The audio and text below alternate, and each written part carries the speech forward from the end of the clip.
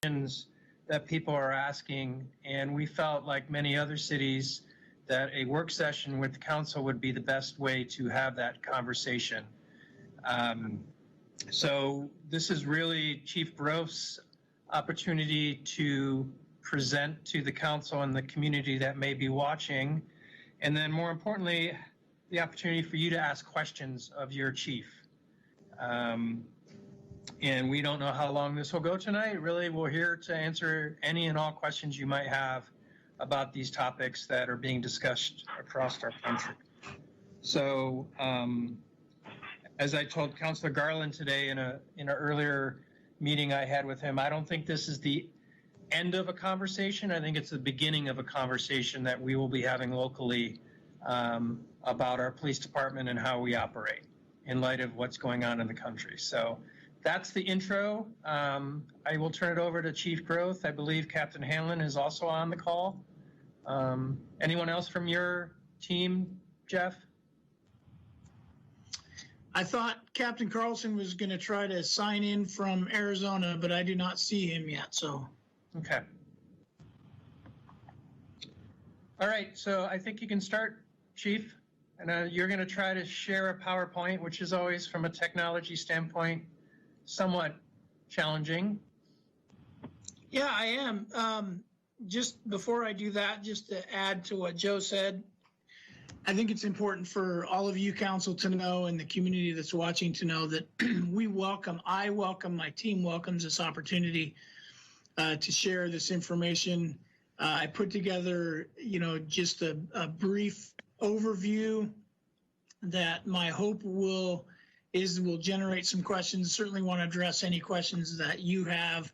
And I would also welcome the community, as we always have, to reach out to me via email and come down for a visit. I know we have to adhere to the social distancing and the masks, but it's all about relationships for us, and we're going to get into that, but certainly welcome any questions people have. So again, Ty's with us. I have told him to chime in if there's anything he wants to add on anything we're talking about. So with that, excuse me, let's see if we can't get this thing up and going.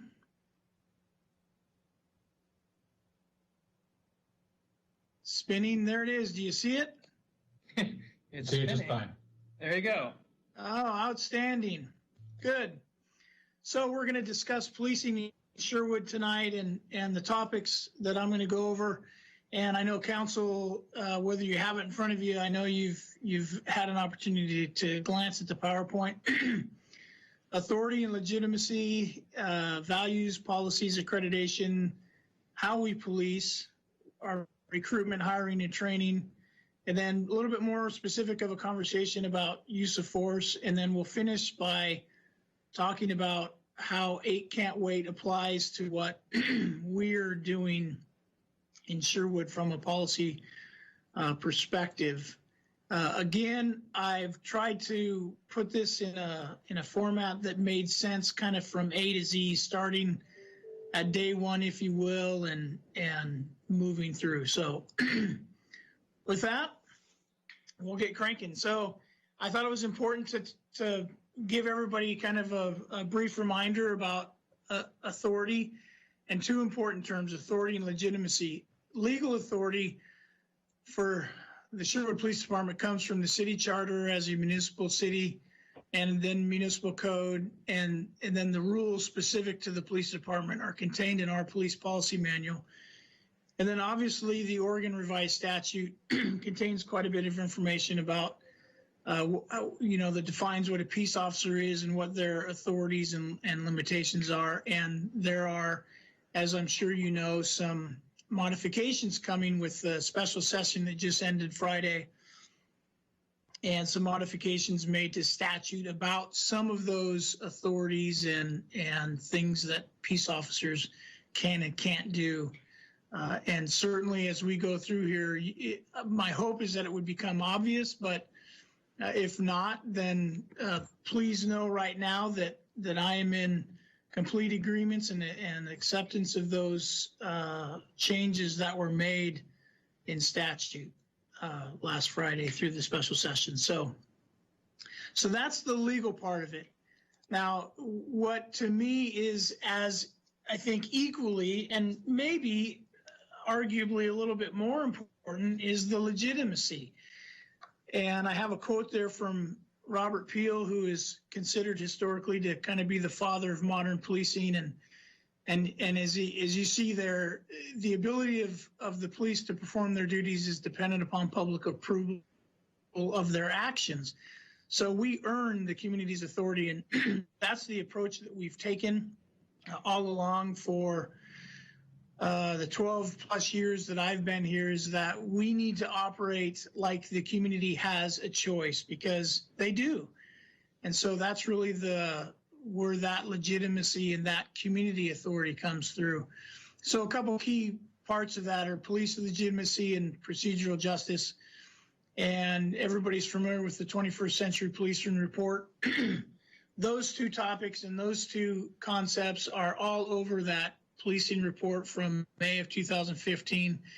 And then, as we have said for years, we adhere to community policing, and I'm going to talk a little bit more specifically about that in a few slides to come. But that is an important part of how we earn the authority as well. And then what I think is for me one of the more interesting concepts and pieces of research that has been done February. It's kind of interesting. It was done right ahead of the 21st Century Policing Report. But what's called rightful policing, and I don't have time to go to take a deep dive into that, but I have a research paper that I have gone through a couple different times, and it just really rings true to this idea of how you gain the community's support, the community's authority, and how you establish legitimacy and kind of what that means. And so I want to give you a brief synopsis of that on this slide. So if you look at this matrix, from bottom to top is the legitimacy line, okay? So the vertical line through the middle is legitimacy, with it increasing to the top. And then from left to right is the lawful line, and it gets more lawful all the way to the right, if that makes sense. So you have these different quadrants, and if we start in the top left, you have actions that can be considered legitimate but not lawful. It's really hard to come up with an example for that, but that's what that quadrant would represent. Bottom left, you have those actions that are neither lawful or legitimate. And frankly, you know, the unfortunate incident, the murder of George Floyd, which certainly, as well as many other incidents, would fit into that. It wasn't lawful, and those folks are being charged, and it wasn't legitimate. So, and then we move to the bottom right. We have lawful but not legitimate, and we refer to that as lawful but awful. So those are things where you see videos and you think, man, that's just not right. And the response is, yeah, well, the police, you know, followed the law, but it just doesn't seem right. It doesn't feel right. And so, as I said, that's lawful but awful. And the top right, of course, is the sweet spot. This is where we not only want to be, well, let me say, this is where we have to be, but your police department wants to be and strives to be, and that is both legitimate and lawful. And that is that combination brings us to rightful policing. So in a nutshell, that's what rightful policing is, and that's what we're working to develop and establish and improve upon, and that's where that authority, that community authority, and that legitimacy and procedural justice all comes together. So I'm going to pause here. I didn't say it earlier, but certainly feel free. I've got a slide at the end for questions, but if you have any questions or want clarification on anything, try to verbally get my attention. Hey, Chief, is it Yes, possible? Counsel. Is it possible to get a copy of the Rightful Policing document? Absolutely. Thank you. Joe, if you could do me a favor and maybe jot a note while I've got all my papers in front of me, I want to continue, but I'll get that sent out. I'm happy to do that. And then as a reminder, this tool, just because people may have questions and I don't want you to skip over stuff, there is, if you click on, you can raise your hand. I think many of you have seen that tool now. So Chief, this is Tim. Could you talk a little bit more about how you view that word legitimate, how you talk about that with your officers? You know, is law is pretty easy to interpret, but that word legitimate gets into more of, I think, a moral and ethical kind of conversation. Could you talk a little bit more about that? Sure.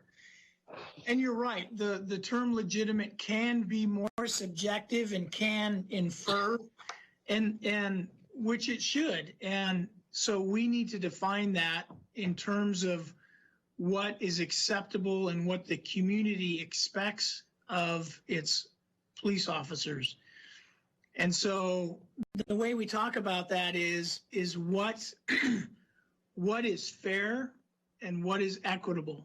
For example, you may respond to a situation involving a minor theft, and the person begins to act out, and the contact starts to spiral downhill, and it eventually turns into a conflict. It goes physical. There's a use of force, and the individual is seriously hurt or worse. Well, we rewind and we say that was all over a $32 theft. That then becomes not legitimate. Like the outcome in no way equals the beginning of that situation. A similar example would be we pull somebody over for having an expired license tag, right? So it expired, let's say 2 months previous, and we're just going to pull them over and hey, your tags are expired, and they take off on us, and we engage in a 7-mile high-speed pursuit that ends in a crash and somebody loses their life over an expired tag. That's how we define that, and we work and train and talk about, understand what it is you're going into, understand what should come on the backside and what shouldn't come on the backside, and that's how it becomes legitimate. If the theft 3 starts to go crazy, it's very simple, and we'll get into the de-escalation and disengaging, but it's very simple to say, you know what, let's just address this another way, because frankly, it's not worth it. Or the car on the traffic stop takes off and we make the decision, I'm not going to chase somebody over an expired tag. It's not worth it. So that is spelled out in our policy in very general ways, but that's how we drill it down to what legitimate means. One of the key ways. Thanks, Chief.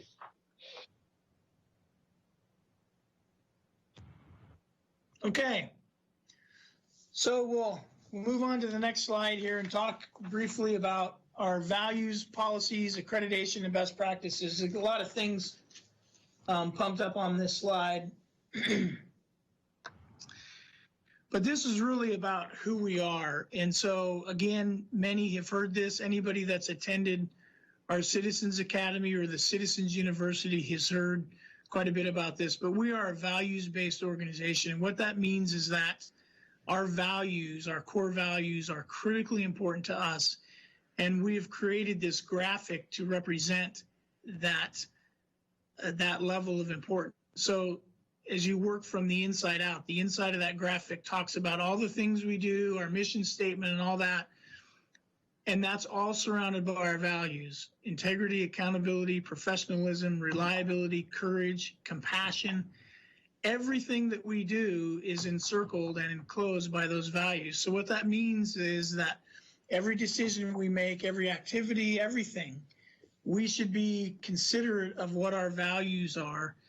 And so when we talk about such things as use of force, that needs to be, again, corralled by our values. We're going to be accountable.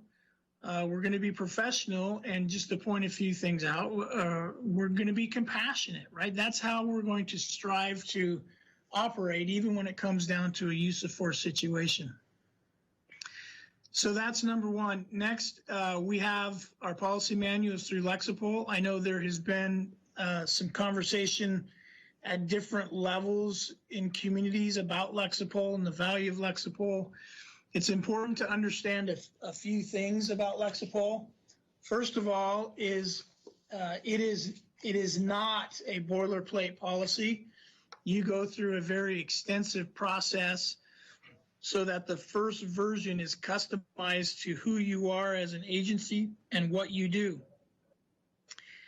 And then you go through and you continue to customize. And so our policy manual, even though it's from Lexipol, it is customized and tailored to the Sherwood Police Department. It has in it what I want it to have. It has in it what our officers want it to have, and not what Lexipol wants it to have. The beauty of having a policy system, and we have Lexipol because I'm not aware of any other option or any other vendor that offers a policy system, is that we just don't have the resources or the person power to have somebody. It would be full-time to be constantly doing the research and looking into new statutes and reviewing decisions made by the Ninth Circuit or other circuits or the Supreme Courts and Court of Appeals, and constantly keeping up to date on that. Lexipol as an organization, they employ, I think, some 300 people whose job it is specifically to stay on top of that. And so that's value that we get from that system that we couldn't get. The other option would be we could hire, we could pay an individual or a company to provide a policy manual. Oftentimes it's attorneys or legal firms, law firms, but it would be a manual. It would be a finished product. It would be tailored how we wanted it, but it would not have the component where it's constantly updated and maintained. And so our policy system goes through at least 2 updates every year.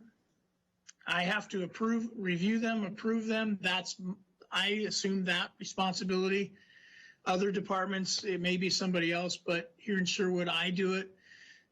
And so it's constant. And then if there's any other urgent updates, those will get pushed out as well. So for example, in the next several days, I expect to get an update based on the special session and the changes in the legislature. So that's a little bit about the policy manual. It was important that I try to get some information out so everybody understands how that system works. Is there any questions about that? Specifically about Lexipol? Not really a question, but oh, sorry, Renee, you go first. My question wasn't about Lexipol, it was about the value-based organization. I think I remember hearing at one point that there are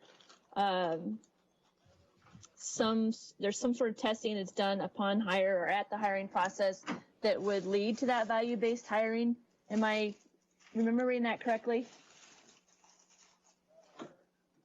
Yeah, so certainly I think there's 2 steps that would answer that question. Certainly the interview process, right? We're going to look for the type of people that would have shared values when we interview them, and secondarily and more formally through our psych eval, our psychologists are going to be in tune with us as an organization through phone calls and conversations, and they're going to be able to weigh those values as well. And I'll talk more about that specific to bias in a little bit, but yeah, so that's how that would take place. And then as far as ongoing value-based trainings, or how is it continued after the hiring is complete?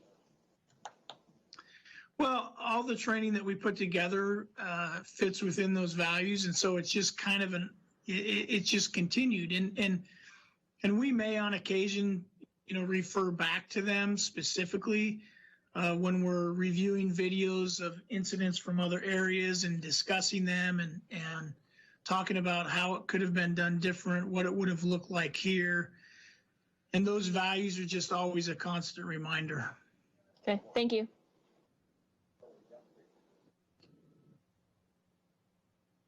So the mayor has his hand up and Councilor Rosner. So I don't know who wants to go next. And Councilor Scott had a question too, I think. Okay. I'll pass. I'll defer to the mayor if he likes. Tim just wants to go last. Thanks, Chief. So folks that are watching maybe haven't ever heard of Lexipol before. What is the criticism of Lexipol if the people maybe not understand Lexipol out there? Oh, So yeah.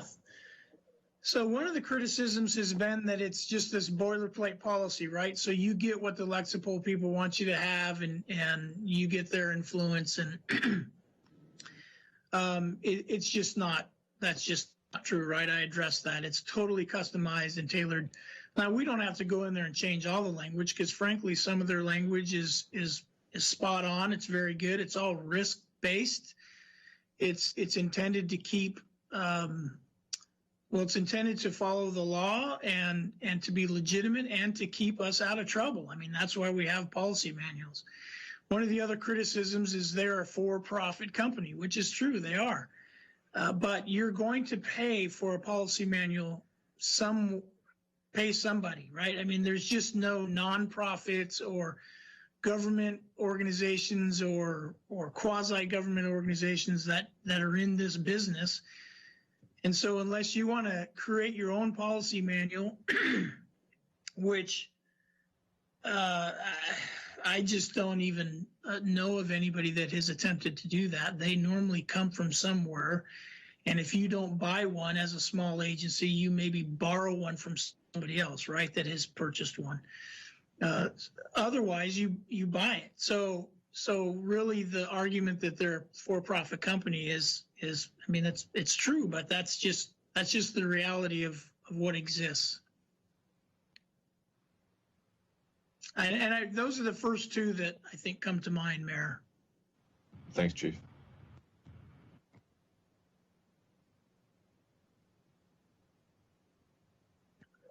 Councilor Rosner, Council President Rosner, you're muted. Oh, thank you. So, I worked with you for a while now, and I know you take to heart a lot of these issues about de-escalation and prudent use of force, et cetera. But it is one of the few areas in our city where a department head approves policy. Like if you look at the our development code, and stuff like that, that policy is all approved by either a commission or the council, or there's a process for that. And I was just curious, we may not always have you as chief, or we may have, different environment going along. So I don't want this to in any way say that I have any lost faith in our department, but is there value in having that policy reviewed by, say the police advisory board, those types of things on a periodic basis to make sure there's another set of eyes on it? So, yes, there's always value, to answer the last part of the question first. But let me tell you some of the things that need to be considered. So I appreciate your trust in me, and you're right. You don't know, what the future may or may not hold. But what's critically important is that the person or persons that are reviewing the policy and approving the policy have the expertise and the knowledge of the very specific ins and outs of policing and the right approach to policing. And it would just be too much to ask of somebody that doesn't. It would put them in an unfair advantage to say, approve this policy, right? Now, if we're asking them to approve a policy on chokeholds, that might be pretty easy, right? They'll just say, hey, look, those are not appropriate, or, but if we're asking them about more mundane or less obvious topics, I can see them asking, well, we really don't know what it should look like or what it should say, you know, so that would be the challenge with that. Now, I would also counter that because of the next bullet point, it isn't solely on me, right? Because we are an accredited agency, our policy is in fact reviewed by outside sources. It's reviewed by you know, the Oregon Accreditation Alliance and assessors that come in and check to make sure that our policy is in accordance with standards and that we are in fact following those standards. And so we'll kind of bleed into that next point. There's over 100 standards that you have to meet to be accredited by the Oregon Accreditation Alliance. And I think at last check, there's only 30% of the agencies in the state of Oregon are accredited, and we are among that select group. It's completely voluntary, right? There's nothing anywhere that says, unless you all and the city manager says, I want you to be accredited, there's nothing that requires that we do that. We have chosen to do that, and we've been awarded 3 actually certificates of accreditation, our initial and then 2 reaccreditation certificates. So in order to hit that mark, the policies have to be looked at and be reviewed. And additionally, when you go through a CIS best practices review, they also look in policy to make sure that you have the appropriate policies to minimize risk. CIS is focused on risk, and so you have to have the right policies and practices in place to make sure that you're going to minimize risk from our insurance carrier, city county insurance. Accreditation is more focused on professional standards, best practice. And so when you get accredited, that means that you are following those professional standards. When you pass a CIS best practice review, that means that you are operating in a minimal risk. And as it shows on the slide, the last review we had, which was I think probably about 1.5 years, 2 years ago, we received one of the highest scores that any agency in the state has gotten. And that's reflective of our team and the work that we've done. So I hope that answers your question, but could we submit policies to review police advisory board? We could. Could we submit them to you? Absolutely. Our policies are 100% transparent, nothing to hide. So hopefully that answers your question.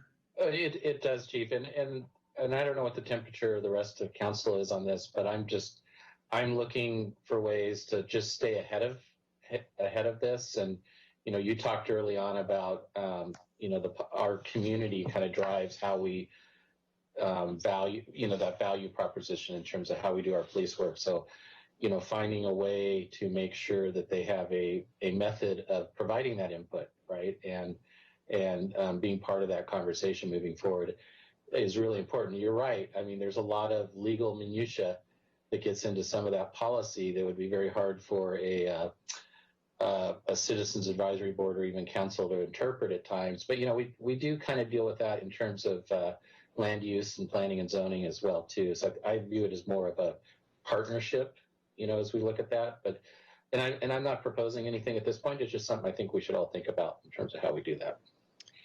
Yeah, I appreciate that. And I would certainly add that as a council and as a city manager, certainly city managers change as well, councils change, but I would certainly support, in fact, more than support, I would ask that we could somehow formalize that the Sherwood Police Department will seek and obtain accreditation now, tomorrow, and 20 years from now. It'll just be an absolute expectation that they will participate in the CIS best practices review. And that's just an absolute, right? We're non-negotiable. So that way, no matter who the police chief is, those expectations are very clear. And if they're not able to meet accreditation or they're not able to pass a CIS best practices review, then you know you have issues that need to be addressed. But that's my advice on that. That should just be an automatic for any police department. Hey, Chief, this is Sean. Maybe I missed it earlier. Are these policies available online for the public to view? No, they're not. Just because we haven't put them there. Our policy manual, if you go two-sided, is probably 1.5 inches. So there's obviously a lot of material. We have more rules and policies clearly than any other department in the city. We're very unique in that way. But we can certainly put them online. And that's just, as I said, there's no reason that they're not there other than we just haven't done it. But we often get requests for policies and we send them out because we can do different chapters and different sections by PDF. So this is Councillor Young. I had a question along the same lines as Councillor Rosner. I was just reading our ordinance on administration of rules, and sorry, I'm looking this way to read it, but where it says the police chief shall be responsible for administering the rules applicable to the police department. But it's unclear as to who is responsible for actually changing the policy, which I know you just kind of went through. So am I missing something? Is that somewhere else in our ordinance? It says who gives the authority to change the policies and approve the policies? no, I don't think you're missing anything. I think that's implied in that statement is that the police chief is tasked with establishing the rules of the department and the policies. And because our rules are in fact policies, right? Those words are interchangeable. So you could probably change the word rules to policies, but I think it's all implied in that statement.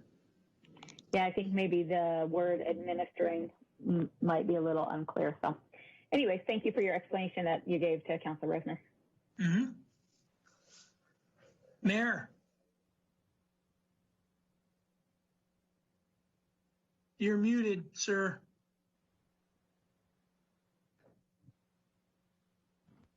There we go. Sorry, double tapped it, I guess. The idea of putting the policy manual online is a good one, even if it's that big.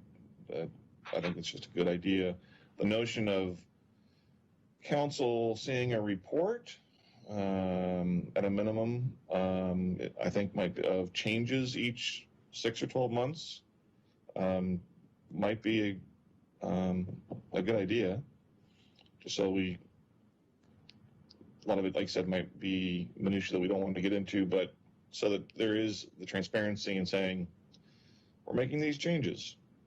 And then depending upon the temperature of the room, if we want our city manager, to acknowledge what you're going to change, or put it on the consent agenda or a work session of city council, depending upon the temperature, might also be a good thing.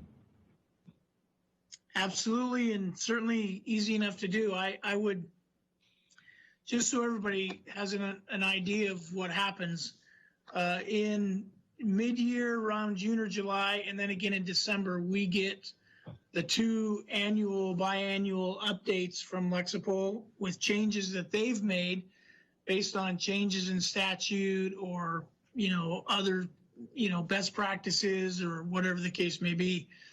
And then, as I said, there could be other timely, urgent ones. And so at each of those times, there's probably anywhere from 6 to 12 changes throughout the policy manual that have been made. And so most of the changes occur as a result of that updating process.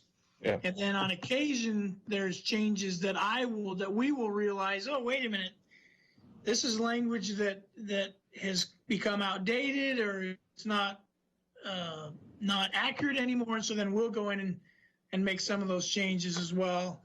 But yeah, certainly we can figure out a way to do that. And then we get a report or a certification report for both accreditation and best practices. And when we get that, it's stuff to brag about. So posting that, sharing that is also a very good thing. Yep, that we've done. As you recall, we've had the Oregon Accreditation Alliance and CIS both come to council meetings to make those awards because, I mean, granted, I like to promote the police department, but more importantly, it's important for people to know that are watching or in attendance, and you as counselors to know that these things are happening. And it's important for me to know that everyone realizes that they don't have to happen, right? It's me and our team saying this is important. This is what a good police department does, and we're going to do it. So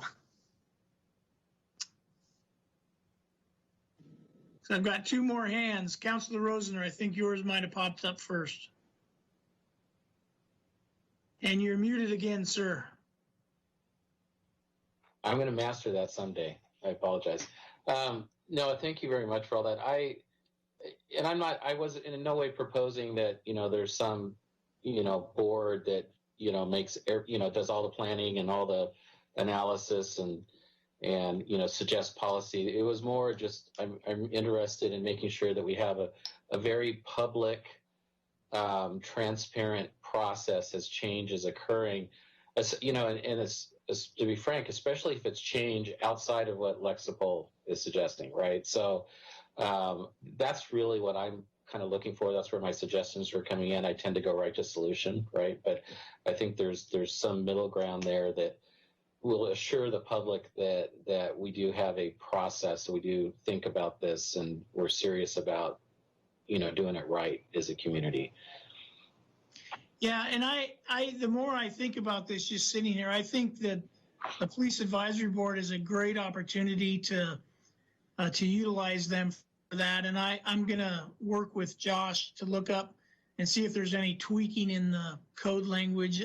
My suspicion is there probably isn't, but to make sure that task and responsibility is included. And frankly, what we can do is we can just start with an overview. I mean, there's a lot of chapters in the policy manual that are important, but that are clearly less important than, say, use of force, right? And so I think if we go over those obviously much quicker, then we can spend more time on some of the others. But I think over the course of certainly inside the next 6 months and maybe less, we can probably cover the entire policy manual with the Police Advisory Board. And so there we have a community group that can give us that input. I think that would be great. I mean, I'm not stuck on any particular idea. I think you kind of get where I'm coming from here. And obviously the rest of council can weigh in on that. But again, I want to say what I started this with. I've been to the police academy. The Sherwood Police Academy was awesome. I've done multiple ride-alongs. I'm confident our officers are doing a really good job right now when it comes to a lot of these issues. I just want to make sure that we're ahead of this in terms of maintaining that trust with the community, because once you lose it, it's very difficult to get back. So that's really where my comments are coming from. Yes, and I agree with you. Councilor Young?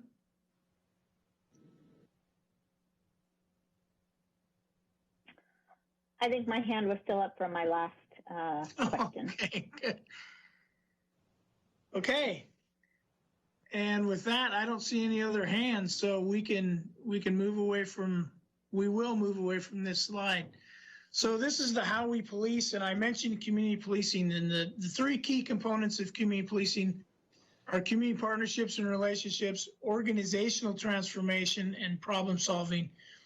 And then our patrol policing model really employs those three things. So what you see on my whiteboard right there, if you were close enough, is exactly what's on that slide. Our overall model is, number one, we will be relational.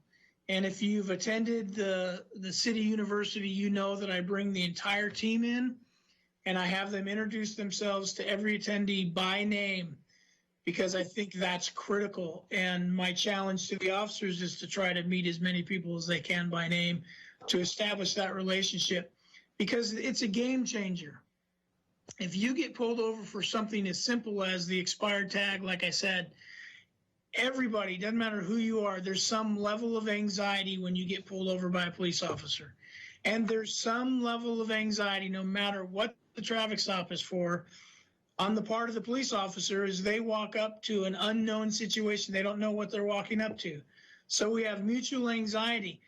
And imagine how it changes if when the officer gets up there and the person in the car and they look at one another and realize, oh, Officer Jones, I met you at the academy. Yeah, I see you. Bam, anxiety's gone. And like I said, it's an absolute game changer. Now everybody's at ease. Now we can deal with the business of, hey, you know, your tags are expired. You need to get DEQs back open again. The line might be long, but, you know, you can go get things taken care of. So that is critical to us, and it really builds that legitimacy piece because it establishes a personal knowledge. And then secondarily is evidence-based. We try to focus on what we know works, either because of research or because of history. And the best example I can use of this is school resource officers. And I use that example intensely because there's been a lot of conversation about those. And while there may be situations, and I certainly acknowledge situations where the program or the model in place has had trouble or difficulty, my experience in my two agencies, including here at Sherwood, is that it works and it works well. And there is evidence that suggests that the relationship, again, if we go back to relational, the relationships that are established between young people and their police officers can have huge impacts throughout the years ahead, throughout their years of schooling and into adulthood, depending on if they stay in the same community. So that's just one example but we're looking at evidence-based, what works. And those are the things we're going to do, is what we know works. And then focus and directed. We make every attempt not to be random with our policing. We want to be focused. Where are the problems? That's that problem solving. Well, we know we have speeding issues in the school zones. We know we have thefts from cars in the neighborhood. So we're going to focus our efforts on those areas to try to make an impact rather than just getting in the car and driving around. And for years, I've been talking about there is no such thing as random policing. Have a plan, know what you're going to do. And so we're trying to be more focused and directed with that as we go along. So that's how we're applying that community policing within our patrolling model. And I'm pausing to make sure that there's, and I would just add one more thing. I don't know if I covered this, but I have a note. So building relationships equals legitimacy, and building relationships also equals procedural justice, right? It just leads to that. When you have that relationship like we have with our community, it's that much easier for our community to have confidence in us, and it's that much easier for us to establish that procedural justice and legitimacy. So, Hey, Chief, okay. this is Sean. You mentioned the school resource officer. How long have we had a school resource officer position in Sherwood? Well, we've had one for at least 12 years that I've been here. And then dating back before that, I know they had an SRO in and out of the school off and on, but I don't know the history specifically, but I know there was some before that. But okay.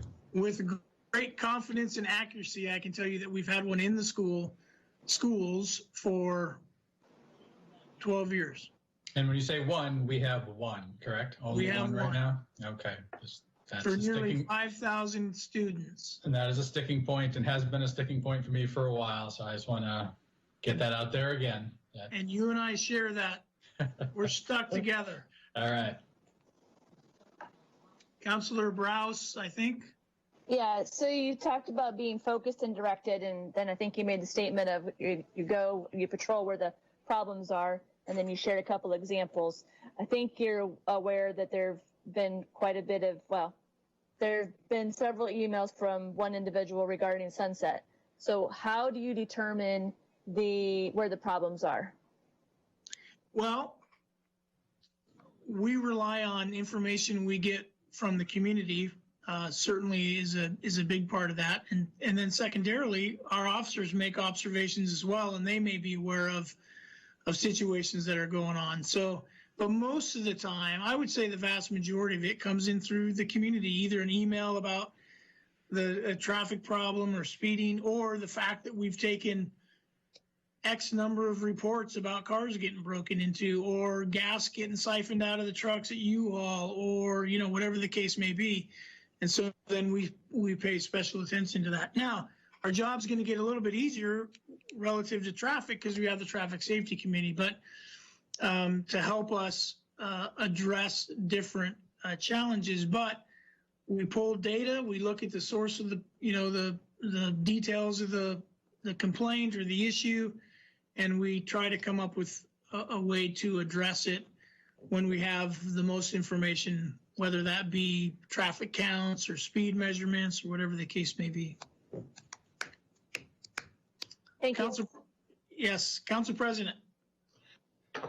Yeah, thanks, Chief. Again, just real quickly on the SROs a little bit. We've had one SRO for quite a while, as Sean pointed out, and I agree that's in it with the size of our schools now. I think that's a challenge. But for those watching, could you talk a little bit more about what an SRO does, and if we had additional SROs in a school, you know, how that benefits the community and the lives of those kids in the schools? So for our SRO program, priority one is school safety. We have a uniformed police officer on campus to make sure that the students are safe, the staff is safe, and the very, very important process of learning can go on without any concerns for violence on campus. Number two, they're there as a support, as a resource, hence the name, and they're there to build relationships. That's just a key part of it.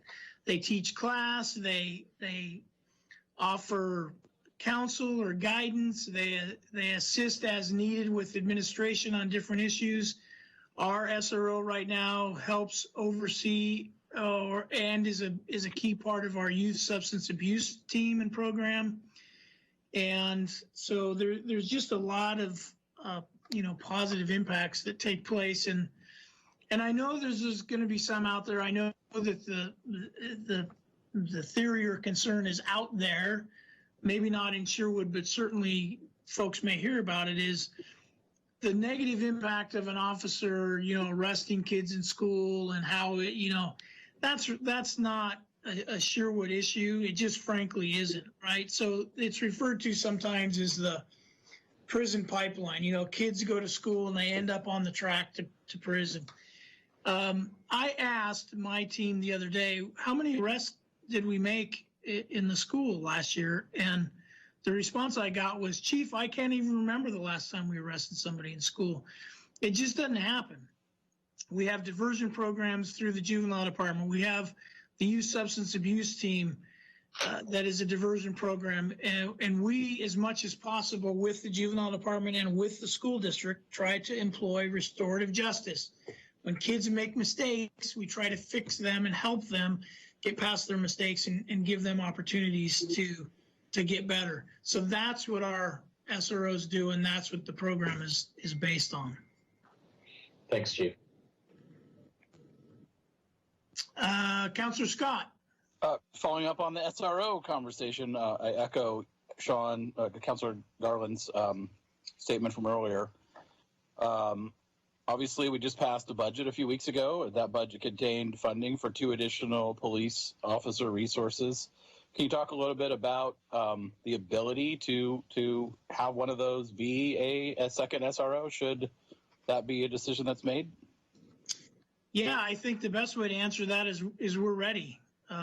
So the beauty of the staffing plan is that is covered and addressed as a part of that. So when we have an opportunity to work with our great partners, the school district, that's where we'll be ready to go. And I hope that answers your question. Yes? Okay. And I just got a text with some follow-up info. So according to Captain Carlson, we've had an SRO in the schools back since the early 2000s, it sounds like. So So that adds a little bit more to that, your question, Councilor Garland. I appreciate the follow-up. Thank you, Captain Carlson. Okay. So this is a really important slide, right? Because it all starts with this. To be the police department we want to be, we have to bring the right people on. So I want to talk a bit about recruitment, hiring, and training. First and foremost, everybody knows, but it's important to point out that our recruitment and hiring process is done very professionally and very legally. There are multitude of laws around hiring people, and so that is all overseen through our human resources. Christina and City Attorney Josh, they are great partners, provide a lot of assistance, making sure that our process, recruitment and hiring process is 100% legal. And when it's legal, it's fair, right? Because Oregon has done tremendous work making sure that the rights of individuals are protected. And so that's important to point out. From a training perspective, and then I'm going to come back a little bit, I think in the next slide on the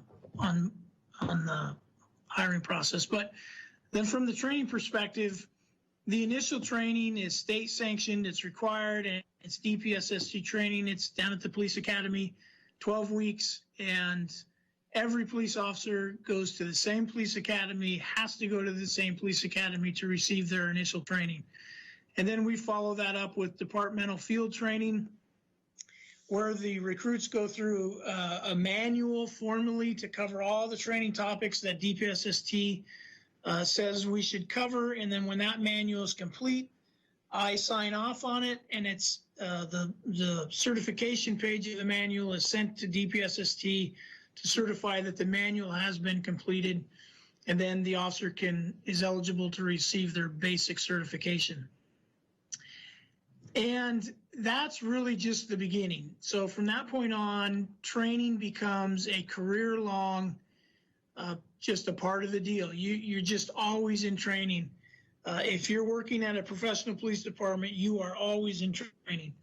So we have ongoing in-service training, things that we're required to cover on an annual basis or an every other year basis. There's minimum training hours that the state says that we have to meet. I think in the 2-year training cycle, you have to receive 84 hours, a minimum of 84 hours of training. There's a certain number of hours that have to be use of force, a certain number that have to be ethics. There's a whole laundry list of items that have to be covered, and we cover with in-service training. And we may have our own instructors, or we may need to bring instructors in from the outside to do that. That's Captain Carlson, manages our training process, and it keeps him quite busy with that. And then we have elective advanced training. So this would be training that people would get that isn't necessarily required, but things like leadership training. If they want to become an instructor in something, investigative training. Our school resource officers go to training when they, at some point after they've received an assignment as an SRO. So there's those kinds of things, and those are dictated by the role the person is playing or by their career path, right? They may have an interest in traffic safety and traffic crash investigation. So they're going to go to those types of trainings. Use investigations as an example. You get assigned as a detective, there's a lot of training that you begin going through as a part of that assignment. Basic investigation course, advanced, or I think they call it basic detective school, and there's advanced investigative training, there's child abuse training, there's homicide training.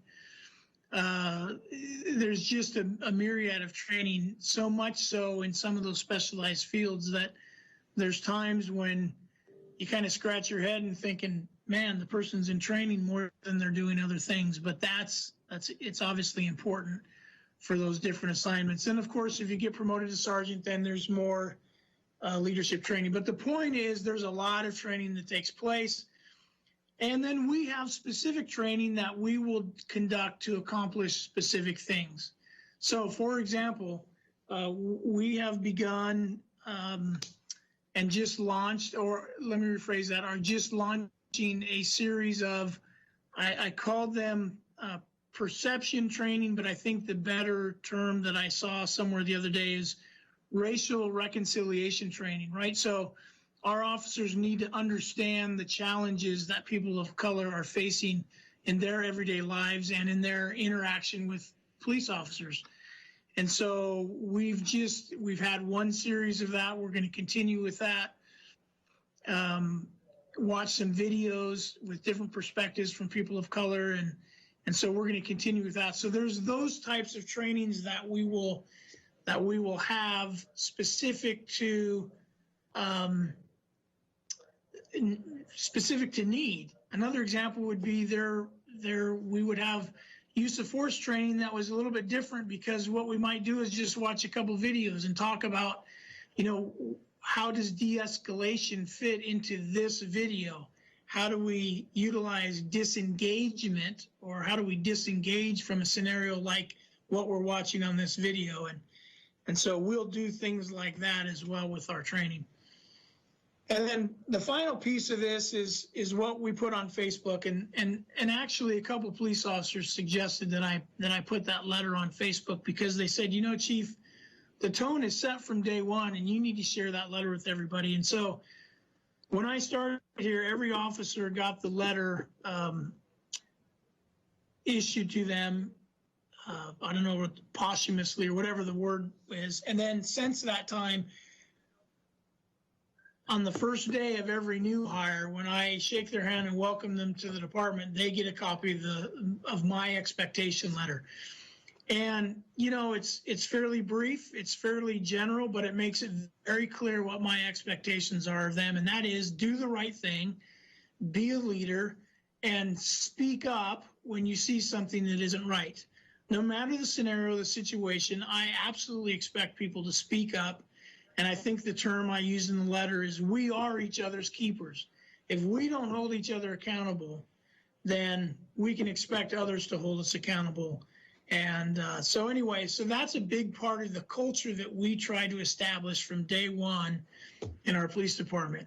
And that phrase, culture wins, I am a firm believer and have attended some training. And when you're talking about leadership, I'm a firm believer that you're going to establish a culture either intentionally or accidentally, and that culture is going to win out. No matter how hard you try to do things differently, the culture is what's going to come through. So it's critical that we establish the right culture.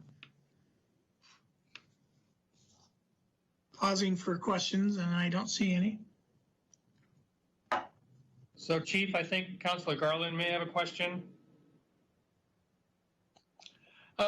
So the question I have with hiring, and specifically around diversity of officers, is there any active measures that the Sherwood Police Department is taking to seek out or encourage diversity in training of officers? Yeah, so what we need to focus on is making sure we're recruiting in the right places. And I think that's the challenge for a lot of police agencies, because once the applications come in, as I said, it really falls into the realm of following the law and doing what we need to do, and we begin to lose some control, right? So we can't discriminate against any applicant. No, of course, yeah, and so that's what I really meant with the more proactive outreach. Yeah, so recruitment is the key part. And I can tell you that I have actively recruited numerous people, but we need to do a better job of that. That's the best way for me to put that, is we need to make sure we're recruiting in the right places where we're going to attract people of color, people of different culture, female applicants. I mean, we need to see more of that, but that problem is not unique to us. But that doesn't mean that we should just say, oh, that's the way it is. It's really a recruiting issue, and I haven't solved that puzzle yet. Thanks. Councilor Browse. So with your chief's expectation letter and doing the right thing, be a leader, speak up, do you then celebrate some of those successes when people do those things? And if so, do you have any examples you could share? Yeah, we do celebrate all kinds of successes in leadership. I'm trying to, I don't have any examples that come to the top of my mind. Especially not of some of the deeper speaking up ones, right? I mean, I think a lot of times that occurs at an informal, lower level, and I never hear about it. And if I do, I would certainly applaud it. But I think officer to officer, when it needs to happen, it happens. At least that's kind of what I'm hearing and sensing. The other good news is we don't have a whole lot of situations that require that. And frankly, I'm very happy and very proud of that. We just don't. But there have been situations where, either because of as I'm recalling, maybe the heat of the moment, somebody's getting a little bit worked up, and then another officer will step in and say, hey, you know what? Step back. You're getting too animated here. You don't need to, And so there have been examples of when that's happened. And of course, it's long before anything happens, and which is when it should happen. So, okay, thank you. Not a very good answer, but kind of a tough one to answer there. So hopefully that helps. Well, you're setting the expectations, and then part of creating a culture that you want is then celebrating when those things happen. So yeah, it sounds like you're doing a great job. Thank you. And well, thank you. And I will tell you that as part of that new training we launched, we watched or discussed some scenarios and talked about what does duty to intervene really mean. And so in that department meeting, that was everybody was there. We had a very good conversation and made it very clear what duty to intervene means. And that means that you need to physically intervene. If something were to happen, it needs to be stopped. And that's the absolute expectation. If something needs to be said, it needs to be said. And the two parts of the message is if you're a young officer and that's difficult for you, then figure out how to do it, because that's your expectation. If you're a veteran officer and it's hard for you, or you create this aura about you where somebody may feel uncomfortable speaking up, then you better fix that and get yourself in a position where a younger officer can go, hey, whoa, that's not okay. So that's, again, part of the culture. And it's not this huge glaring problem we have, but these are the conversations that policing, that have to occur in policing, that have to occur in police departments. Councilor Young. Yep. So we had received an email from a citizen, and I kind of dialogued back and forth, and she had a couple questions, which one of them was, how do we plan on increasing police accountability, which I think you just went through that very well. But our other questions were, if we do have an officer who has misconduct, how do we handle this? And also, are the records of our officers' misconduct available to the public? So two parts of the question. I'm going to answer part one, and I'm going to let our city attorney answer part two, because he's my expert on that. So part one is, let's have a scenario that an officer is accused or actually does something pretty egregious or pretty significant. They're immediately going to be removed from duty, and they're going to be placed on leave. Now, depending on what happened and depending on the circumstances, they will most likely be put on paid administrative leave, because that's the legal right and that's the proper course to take until there's more information. However, in the right circumstance, we could put them on unpaid leave as we go through the process. So what's going to happen immediately is they're going to be removed from duty, and we're obviously going to launch an investigation. Depending on the nature of the complaint or the allegation, the investigation will either be done by our own professional standards team, which would be the sergeants or the captains if it's egregious enough, or we may have an outside counsel or investigator assist us, which we have done in the past as well. So that's the answer to part one. And Josh, you want to jump in? Sure. And so, unfortunately, as is often the case with a lot of legal questions, the answer is it depends. The public records law generally makes most public records available to the public. There is an exemption for discipline-related records for public employees. And then there's a balancing test that weighs the employee's confidentiality interest versus the public interest in disclosure. And so it's really almost on a case-by-case basis that you have to make that determination.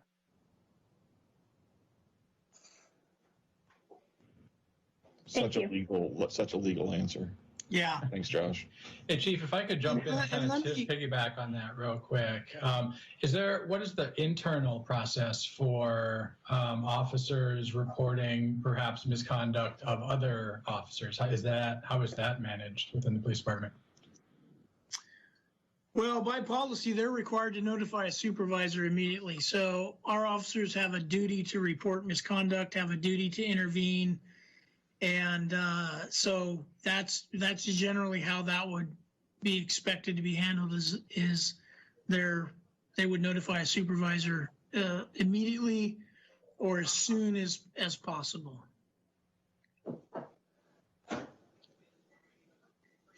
And then I just want to add to follow up to Councilor Young's question and Josh's answer. One of the things that we would strive for within the culture of accountability that we work to establish is that people would recognize when they messed up, and they would be accountable for that. And frankly, what would be in the public's best interest, and let's just for ease of conversation assume it's a non-criminal matter, but it's just a matter of serious misconduct, is that they would recognize it and they would come to me and say, I realize I've blown it and I'll take my lumps. And if it's serious enough violation, I'm going to save you, the department, the city, and the public all kinds of time and resources, and I resign. And that would be, to me, the ultimate step of accountability and the honorable thing to do. So I see Council President Rosner and it looks like a couple others. I think Renee and Doug were ahead of me. So my question was kind of in the same lines of Councilor Young's. I think we were conversing with the same person. The person that what she was looking for is, or I guess the question I have for her is, we wouldn't be hiring anybody who has a history of violence or misconduct, correct? Correct. Okay, because what she was looking for is some sort of an accountability measure that gives some background on officers, but it's null and void if we don't hire people with those issues. So, okay, that's all I have. That's correct. So prior to hiring anybody, we do a thorough background investigation. And you have to understand that this is not a reference check like most non-police applicants would go through a reference check. Hey, is this a good person? Do you think she's trustworthy? So on and so forth. This is we're going to kick over every possible rock we can. And what I tell young people that are interested in being a police officer, you'll get a kick out of this. The analogy I use is if you want to be a police officer, you have to recognize that you're a slug, and every slug leaves a trail. And we're going to look at your trail, and we're going to find out what you did, when you did it, and why you did it, and determine if there's anything in there that disqualifies you from being a police officer. It's important to understand that people aren't perfect, and we can't, if all we hired were perfect people to be cops, it would be hard to fill any positions, right? But there's certainly some things that are more significant. Now, Oregon is looking at, and I think our country is looking at, a national database and some kind of a way so that an officer that gets terminated from one agency would not be able to go to another agency and just automatically get hired or have, something swept under the rug. There's The national database would prevent an officer from being decertified in Oregon and going to work in Montana as a police officer, right? Because they could share those records and see that you were decertified in Oregon, and so you can't work in Montana. And by the way, Oregon decertifies police officers at a rate that is much higher than most other Western states. Oregon has a very, very effective and very solid standards system in place that decertifies police officers. For example, compared to California, I think in a given year, California decertifies, a dozen police officers. In Oregon, we'll do that in a couple months potentially, if it's a bad couple months. So I mean, it's way more, and we take that very seriously in this state. And OACP and the Sheriff's Association, we all take it very seriously because we all want the same thing. We want professional policing in the state of Oregon. So I think you kind of touched on a little bit of one of the points I was going to make is that I believe one of the reforms that Salem just passed was, some sort of online database of police, misconduct. Obviously, all the details of how that's going to manifest will take time to work out, but that's something that I just wanted to call out on the record. And I think it's also important to note that just like anything else, the vast majority of mistakes that are made are probably of the somewhat minor variety, right? I mean, like you said, nobody's perfect. Everybody makes mistakes. There's procedural mistakes that probably happen, more than you want, but that's probably, and I'm, filling in the blanks here, but that happens. People are held accountable and whatever moves on. The obviously the things that people that are in the news that people are talking about are extremely serious, in some cases, very criminal behavior. Those are, I'm guessing, a very small percentage of overall misconduct that happens. Could you touch on that a little bit? Well, I think you said it as good as I could. That's exactly right.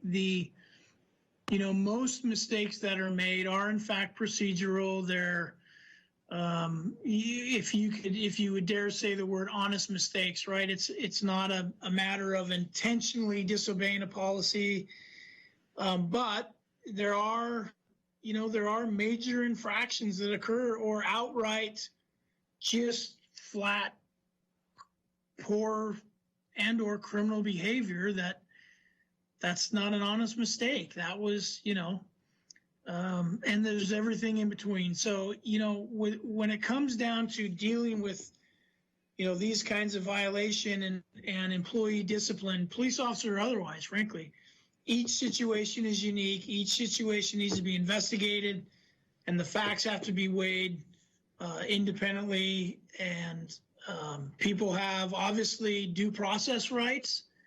Even though we want to crack down on bad cops, they still have due process rights. The public, I'm sure, understands that and needs to understand that.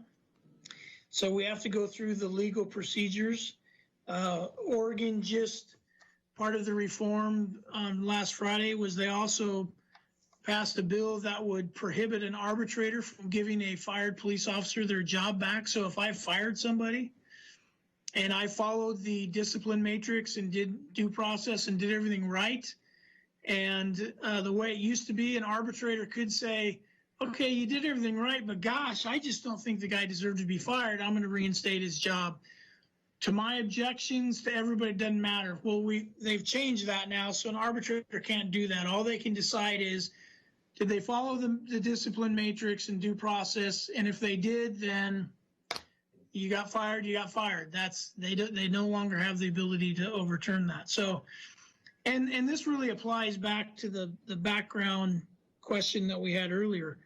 We do backgrounds and we come upon incidents, there could be a situation where an officer didn't make probation or failed their training or got into some other weird situation at an agency and got fired. And we may look at that and realize, wait a minute, there's something not right there. So it's important to understand that every situation is unique. There's just no two that are alike. And the reality is not every police department operates and thinks the same way. They don't follow the same rules. And it's possible for somebody to be wrongfully terminated, right? So we're not going out, don't get me wrong, and looking for people that be fired. But specific to the question that they referenced in the email, I would be remiss if I didn't provide that education as well. There are cases where people get terminated and it's not legal. So that's important to remember as well. Okay, I don't know whose hand was up first. I see the mayor and council president. I'll jump in. Keith, go ahead. Oh no, you were first. Okay. So Chief, in the case of George Floyd, you know, a lot of what we're reading in the press is the particular officer that was charged had 17 complaints over the, I think, 19 years of working for that particular police department. Do you have, in terms of the tools you have, you know, to manage your officers within your culture and complaints, and not just look at the individual incidences and what the outcome of those whether they broke a rule or there was a complaint filed or something, but looking at the trends of a particular officer, do you have the tools to deal with that, including counseling or up into letting someone go because you just feel that they're not fit, for the job?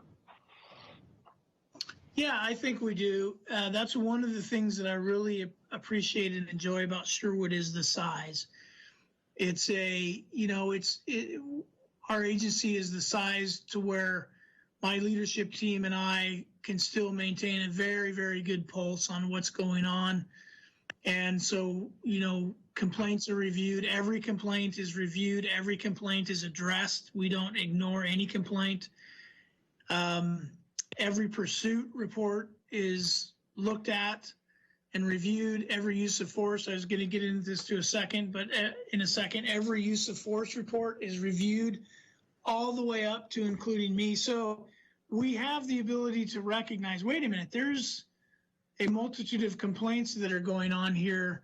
And so that we can then dive in, assuming the others have been minor in nature and none of them have led to significant discipline, we can dive in and say, okay, why the repetition?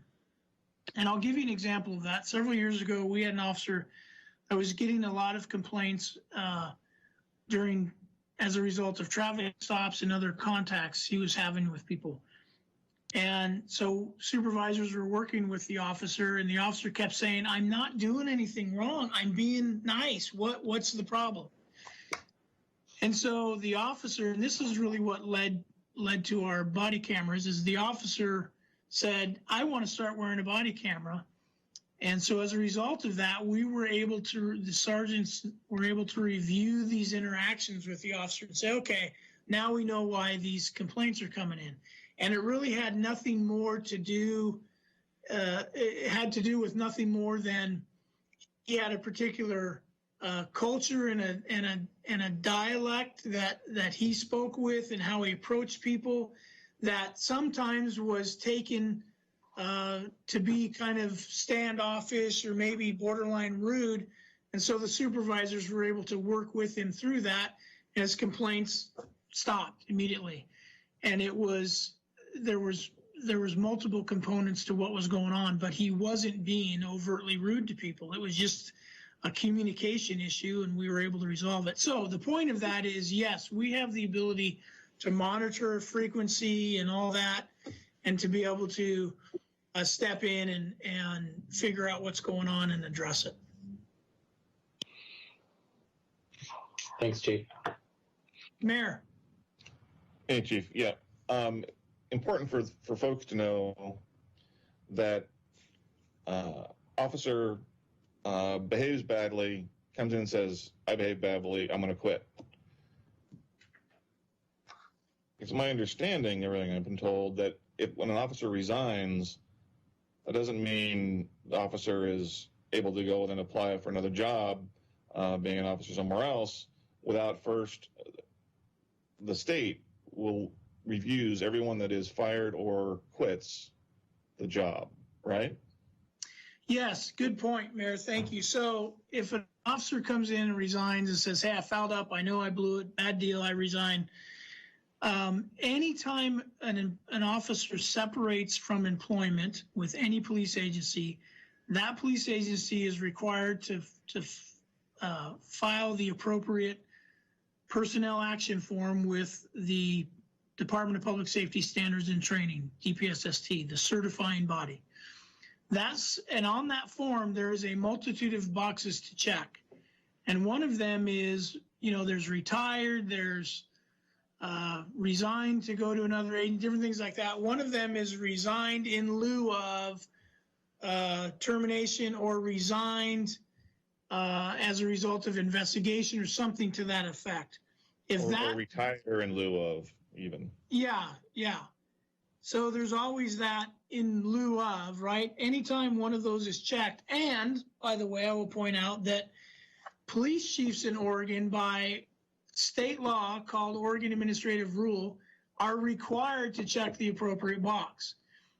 Municipal agencies, police departments are prohibited from sealing files. So oftentimes you'll have somebody that comes in and says, look, I'll resign if you seal that file and not release the investigation. And that used to be more common, and agencies would say, okay, yeah, we'll do that because we just need to get this person out of here. That essentially is against the law. You can't do that.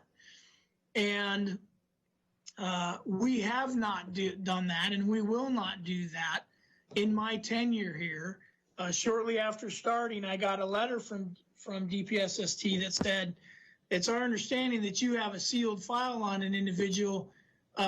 We demand that, and you are not able to retain that.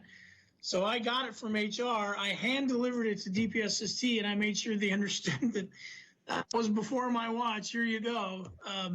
It's serious business. And so then what happens, to your point, Mayor, is that the state will do its own investigation. If there was no other investigation and one of those boxes is checked, the state will do an investigation. And if it qualifies, the state will move for decertification of that police officer so that they cannot go to another job, and then, as we mentioned earlier, potentially need to find another line of work. So yeah, there's systems and processes in place to address that. Thanks, Chief. Okay, we've gotten through those hands. Good. So here's a really, really important part of our recruitment and hiring that I wanted to share with everybody. Every applicant goes through a psychological assessment. We retain the services of Dr. Dave Corey and Dr. Casey Stewart. And as you can see, I'm not going to read those bullet points, and I apologize for the small lettering, small font, but that's critically important information. They also are now working with Dr. Sandra Jenkins. And the point of all that is there's a psychological assessments that are done, and then there's a Dr. Dave Corey, Dr. Casey Stewart assessment that's done. And this is the reason we utilize their services, is they go beyond the core competency to check for cultural competence as well as the traditional criterion. And one of the bullet points near the bottom, examine all aspects of the psychological assessment protocol for deficits and traits linked to bias, prejudice, and discrimination, such as closed-mindedness, poor empathy, distrust, intolerance, inflexibility, deficient self-control, and a lack of cognitive complexity. So those are things that go beyond the normal psychological assessment and the normal criterion that they've added, and they're constantly looking to make sure that their system is up to date and strong. And I can tell you that they're very successful. And the way it works for Sherwood is they tell us an applicant is either qualified or not qualified. They will call after the assessment and say, here's where we're at. And Dr. Corey called early on in my tenure here and said, here's where we're at. And so, what do you think? And I said, well, what I think is you need to tell me whether they're qualified or not. And he said, oh, okay, well, not every chief went. I said, that's what I want. I want you to tell me. You're the expert. You're the professional. And he said, very good. They're not qualified. Thank you. That's what I need to know. So when our psychologist says an officer candidate is not qualified, that is the end of the road. And we rely heavily on their expertise and input. So it was important, very, very specific to bias, that all of you and the folks watching know that is looked at specifically with all of our candidates. And this is one of the final steps in our hiring process. So you can do great on an interview, you can do great on everything else. If you don't get through the psych, you're not going to come to work for Sherwood PD. Question, Mayor. Thanks, Jeff. Yeah, this is a really important part of the process. Towards the end of it all, as you mentioned, the point you made of you asked them, are they qualified to be on the job or not? Yes or no is the great answer that you told me already before today, because I have heard that that is not always the case in other departments. So that is the right answer. Thank you, Chief. If we, you answered this part of this already, but I'm going to ask it here. If we're promoting, or if we're hiring new to the department, but at a not entry level, a captain or a sergeant from outside, and we bring them in either of those cases, do they need to go back through this psychological assessment? And if no, why? Any individual that is hired from outside the Sherwood Police Department for any position is going to go through a psychological assessment. An internal promotion will not, because they've already gone through a psychological assessment. So the key is that they have gone through the assessment. There's very few offerings for promotional suitability, psychological assessment, because it really becomes a bit of a moot point if they're promotable, but they have other issues. You know what I mean? It's all in one. And so everybody that comes to work here from the outside will have a psychological assessment. Thanks, Chief. Council President. Thanks, Chief. So kind of along those lines, PTSD for our police officers, in Sherwood and across the nation can be a real issue. And I know you do a lot of work to take care of the mental health of your officers, which I really, really appreciate. But with that in mind, kind of going back to Keith's questions, and just in the pure hypothetical here, you can have a situation where someone was suitable and that slowly changes over time. And how do you address that? How do you filter for that? How do you make sure that's not happening or impacting the way we police in Sherwood? So there's two different paths that can go down. The first path is, as a part of our wellness program, folks have access to a mental health professional. It's required after a critical incident, like a officer-involved shooting. It's going to be strongly suggested after other types of critical incidents. It can happen anytime an officer says, you know what, I'm having trouble.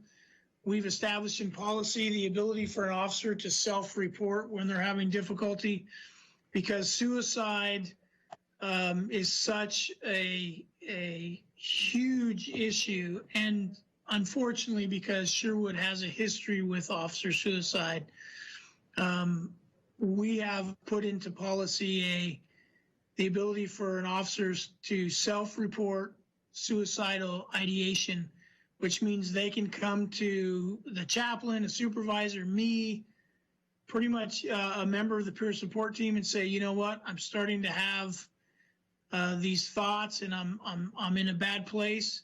They can voluntarily surrender their firearm, and it's a non-disciplinary process that they will enter into. They'll get help from a mental health professional, because at the end of the day, I care far less about their career than I do their life. and I want them to have a long, healthy life and be there for their family, even if it means they're not a police officer. But of course, we want to salvage them. We've invested tens of thousands of dollars in every one of our officers, and the longer they're with us, the more we invest. And we need to, for lots of reasons, not the least of which is from a fiscally responsible reason, we need to retain them and take care of them. So that's the one path. The second path is called a fitness for duty evaluation. If somebody displays very specific behavior, and this is a much more legal path, but if they display very specific behavior that causes us to legitimately question, and that's important, but legitimately question their ability to perform the job, then we can force them to take a fitness for duty eval, which is basically another psych eval to make sure that they're okay and they're able to perform. But those are two very distinct paths, voluntary and non-voluntary. It's important to understand, as I said, that the fitness for duty path is a very legal path. We have to have certain things in place, and it's a very prescribed path and process that we have to go through on fitness for duty. And certainly Josh can add anything if he wants to, but those are the two paths. Thanks, Chief. Okay. So let's drill down a little bit and talk about some of the really important nuts and bolts that our state and our community and is talking about and really matters at a more, like I said, more specific level, the use of force. It's important to understand that our use of force is governed by the U.S. and the Oregon constitutions. It's governed by state law. It's governed by department values. I talked about that already and reiterate that. It's governed by department policy. We have obviously specific policy that deals with the use of force, and it's also governed by best practice and industry standard. That is built into our Lexipol policy system, but it's also built into how we want to do things as a police department. It's built into accreditation. So the standards related to use of force are some of the, or let me rephrase that, the use of force section in the accreditation standards has probably one of the most numbers of standards, and the same with the CIS best practice. So clearly, a big topic that is covered by all of that. As a part of our best practice and industry standard approach, there's these two pieces. Number one is de-escalation. We've been talking about de-escalation for quite a while now, and that's a term that's, I don't know if resurfaced is the right use or the right term, but certainly people are familiar with the term de-escalation. And so that's something we've been talking about, like I said, for quite a while. It takes place in a couple, let me rephrase that. It can occur in a couple different ways. It can occur through, just as it sounds, trying to de-escalate a situation and calm the situation down. It can also take place in a much more physical manifestation where we de-escalate by getting away or disengaging. And so then that word disengaging becomes a part of that de-escalation. The example I used with the theft, where it starts to get out of control, an officer may say, try to de-escalate, calm down, but if for whatever reason, and assuming their life's not in danger, right, they're not having to protect themselves, they may say, you know what, I'm going to disengage from this and we're going to figure out a better way to address this. Or it may be an incident that we disengage from and come back another day, walk away from a house, whatever the case may be. The other part that's important is that with regard to our use of force, it's about protection and control. It's not about being the tough guy. It's not about proving anything. It's about protecting our officers, protecting themselves, protecting other people, and gaining control of a situation before it becomes much worse. So I want to reflect or redirect you back or direct you back to slide number 6 on the bottom of that graphic, you saw the term Guardians of Sherwood. And one of the things that is kind of woven into our use of force policy and philosophy is that we aren't warriors. You used to hear that term used around a bit in policing decades ago, in training, and, you know, train like a warrior and prepare like a warrior. Well, we don't use that term anymore. We aren't warriors, the term we use, and it came out of 21st century policing. They use that and refer to that. We're guardians, right? We serve a role of guardian for Sherwood, not warriors. Sherwood doesn't need warriors. And so we're taking the more guardian approach to this. And so specific to that, it's about protection and control. And so that's basically it on kind of where we're coming from with our use of force. Okay, so we'll get even more specific. And 8 can't wait. I'm sure everybody's heard about this and been familiar and or is familiar with it. And I just want to cover the 8. So in no particular order, ban chokeholds and strangleholds. Those are prohibited by policy except when deadly force is justified. So we do not train, we do not teach chokeholds, strangleholds of any type. And they are absolutely prohibited to be used in any situation except like anything else. If an officer is fighting for their life, then they're fighting for their life. Deadly force is justified, and that changes the dynamics. But they are absolutely prohibited in our policy. Required de-escalation. I've talked about that. It's required in policy whenever possible. Our goal is to de-escalate. If we have the chance to disengage and we need to, we will. But we do require, it is required in policy whenever possible. Clearly, you can't predict every incident.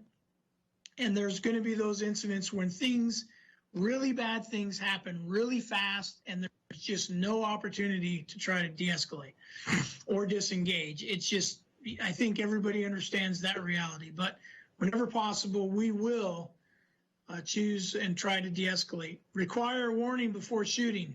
Absolutely required in policy when practical. Again, there's times when it just all goes down, and we're certainly not going to require an officer to be ducking bullets saying, hey, if you keep shooting, I'm going to have to shoot back at you. That's clearly not reasonable. But whenever practical, there's going to be a warning before shooting or any other use of force for that matter. Required to exhaust all alternatives before shooting. Yep, that's required. Absolutely. Duty to intervene. I've talked a lot about that. It's absolutely required in policy, both with respect to use of force and with respect to biased policing. If somebody comes up with something they observe something, they're required to intervene, as well as general misconduct. So, yep, we got that. Ban shooting at moving vehicles. Prohibited by policy except when no other means available. And I'm going to give you a very uncomfortable, somewhat recent scenario. Trooper Nick Cederberg, just outside of town, is with a really, really bad guy who has turned his car around and is driving at him and shooting at him. In a scenario like that, we're going to shoot back at the car and try to protect our lives. But in general, with respect to shooting at moving vehicles, is prohibited because it doesn't work. But it's important that I explain what no other means available means. I'm going to skip this one and come back to require comprehensive reporting, or the force continuum. Comprehensive reporting, I think I mentioned that already, but every use of force report gets reviewed by a sergeant, by a captain, and then by me, every one. So absolutely required by policy. So we see every time there's any force used, and I can tell you that it does not happen very often. And most of the use of force reports I see had to do with taking hold of somebody's arm, controlling them to get them into handcuffs. There's just not a whole lot of force that happens in Sherwood. Okay, require use of force continuum. The force continuum used to be taught years ago. As I grew up as a police officer, we talked about the force continuum, but it is no longer taught at DPSST, and it's no longer an accepted best practice from a training perspective. What we've done is we've tweaked our training and focused our officers on using the lowest level of force necessary and or disengaging, de-escalating. So the way a use of force continuum works is like a ladder. The lowest rung in the ladder is the lowest level of force. If that doesn't work, you go to the next rung. If that doesn't work, you go to the next rung. It all seems to make sense, except what was happening was it was requiring police officers to take this stepped approach when maybe there was something better for them to do, and it was putting them in a position where they, okay, I can't skip a step. And so then that becomes an officer safety issue. And frankly, from my perspective, I think a force continuum does not marry well with de-escalation. Because if you get to a level of force and it doesn't work, we shouldn't be training officers to go to the next level. We should be encouraging officers to de-escalate. Do what you can. If it's not a life-saving situation, do what you can to de-escalate, especially if we're talking about low-level crimes or incidents that are starting to kind of peel badly. Let's not just climb the ladder. Let's de-escalate. And so anyway, so that's the one thing that there's a hang up. And again, it's not because of me personally. I've shared my feelings, but it's just it's not taught by the police academy. It's not an accepted best practice.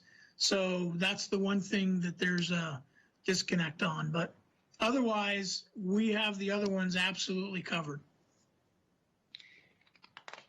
Any questions on any of that? Or, for that matter, anything else?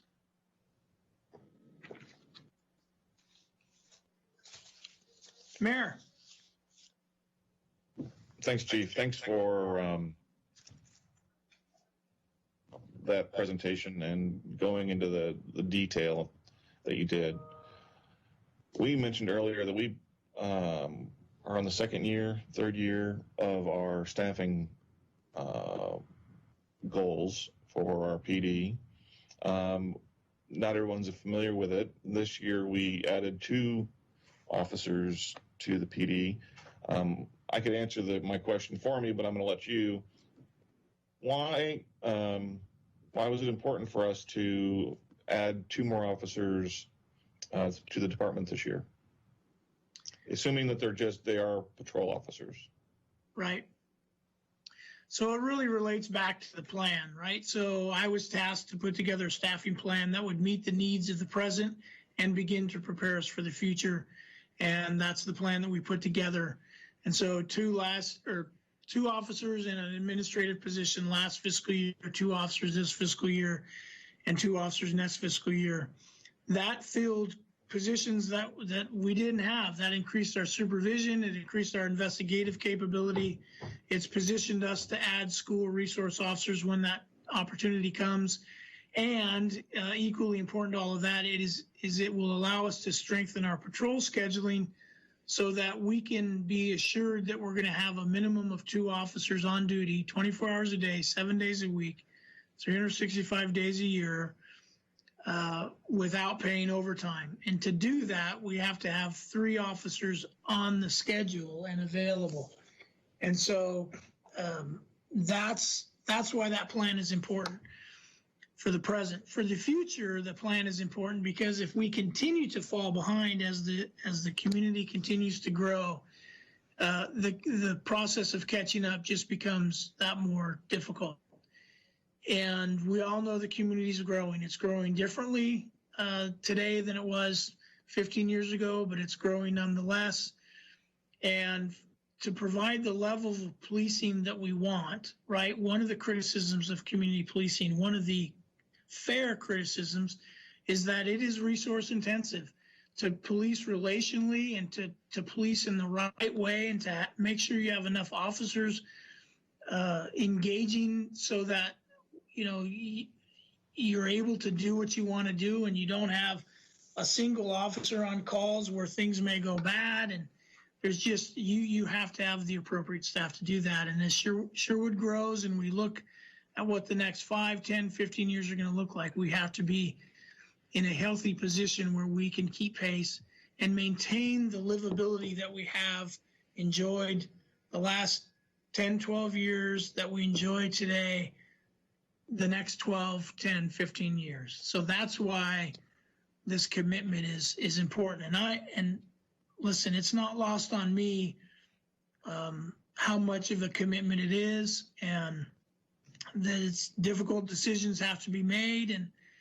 And I get that, my team gets that, and we're certainly appreciative, and we're certainly appreciative of the support we have in this great community as well.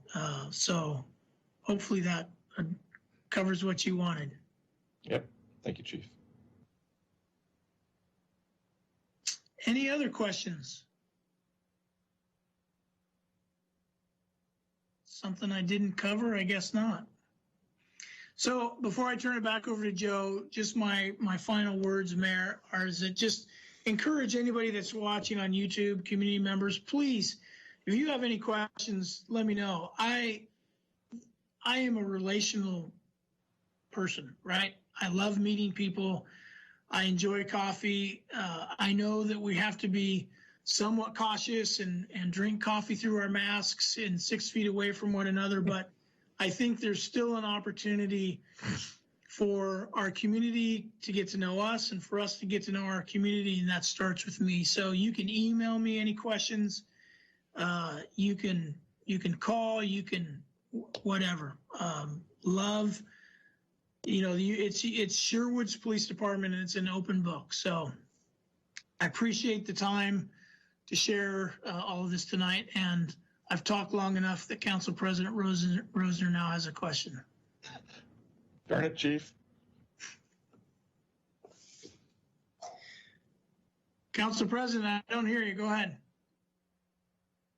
Yeah, you don't have to answer this now, but I think it would be, I mean, there's a lot of really good things you're doing, and I would like us, and to look at how do we improve transparency around policy and stuff like that, as we talked about at the beginning of the meeting. But it would be interesting to hear from you. I mean, we have turnover, 20 years from now, you're probably not going to be our chief unless you want to be. I don't know what your plans are, but promise.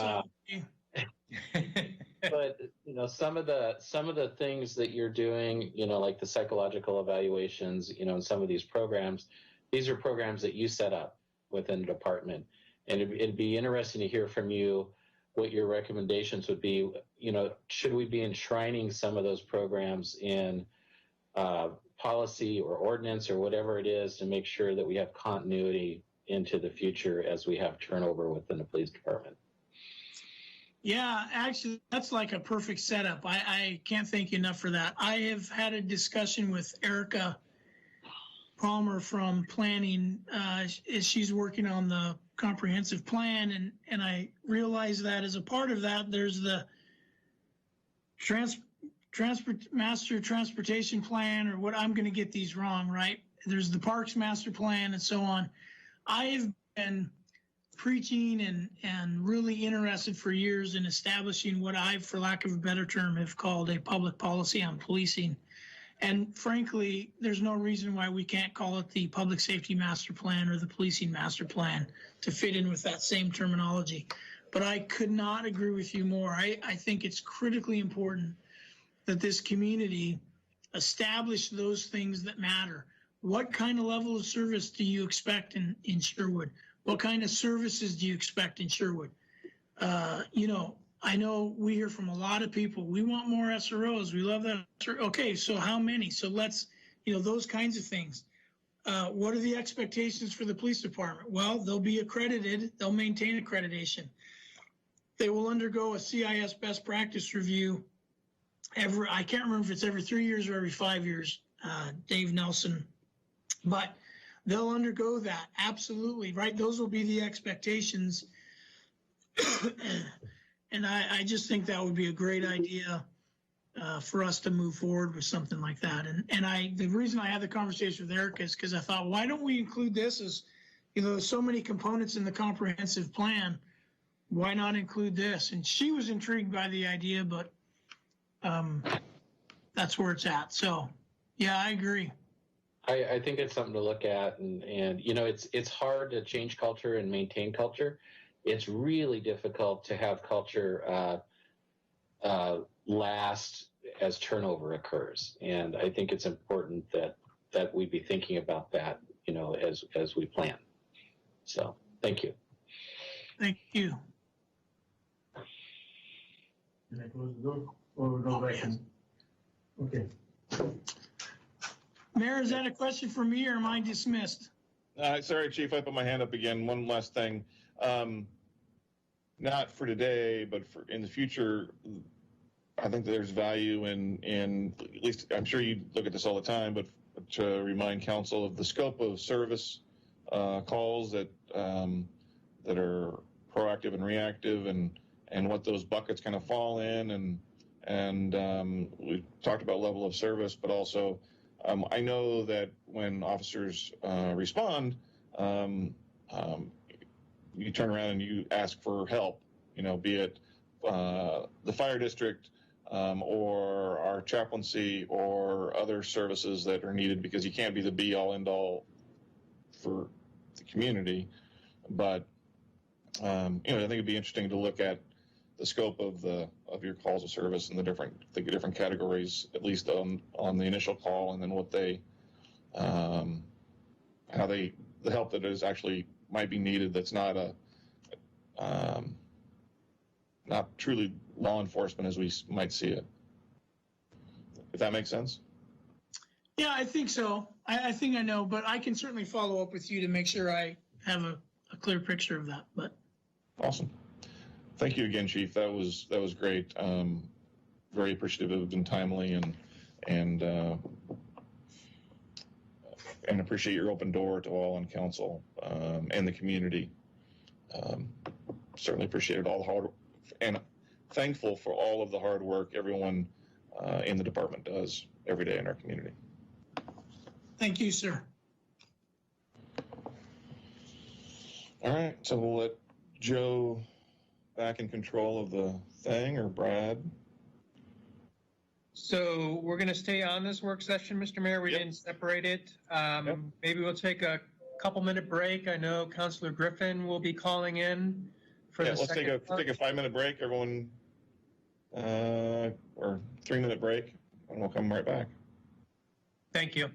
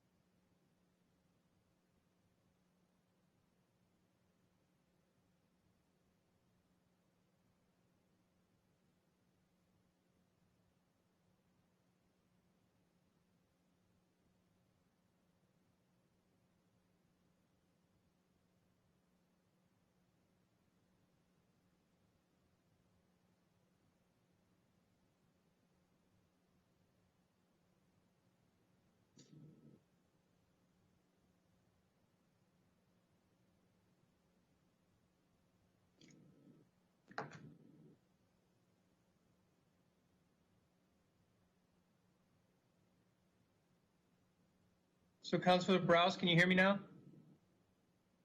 Oh, I can't hear you.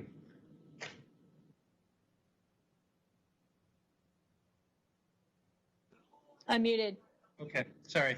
So we can talk details tomorrow, but your question that you raised about DEI this morning, Uh-huh. I have some interesting information from McMinnville as an example to chat through tomorrow. Oh, cool. That's good news. I just think we need to be more proactive with the situation. Yeah. And if we need to do a work session, I know Sean's in favor as well. Yeah.